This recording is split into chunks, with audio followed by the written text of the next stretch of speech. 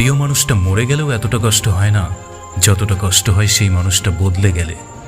মানুষটা বেঁচে থেকেও কেমন যেন মৃত, আগের মতো আকুলতা নেই, অনুভূতি নেই। চোখের সামনে দেখা হয়, কথা হয় না, মেসেজ সিন হয়, রিপ্লাই আসে না। আমি বুঝতে পারি না কিভাবে মানুষের অনুভূতিগুলিও কমায় চলে যেতে পারে। আমাদের সবার জীবনেই এমন একজন মানুষ থাকে যারা আমাদের কাছে ভীষণ প্রিয় মানুষ, বড্ড আপন। তারপর হুট করেই সেই মানুষটা যেন পঙ্গু হয়ে যায়। মাঝে মাঝে ভয় পাই ভীষণ, সত্যি আমার প্রিয় মানুষটার কিছু হয়নি তো? সে তো মেসেজ করার সাথে সাথেই রিপ্লাই করত, তার কিছু হয়নি তো? আমার ভালোবাসার মানুষটা পঙ্গু হয়ে গেছে, এই কষ্ট আমি কি করে সইব? রোজ রাতে নিয়ম করে তাকে টেক্সট করি, যাও শান্তিতে ঘুমো, যেদিন তুমি আমাকে বুঝবে সেদিন হয়তো দেখবে আমিও শান্তিতে ঘুমিয়ে পড়েছি।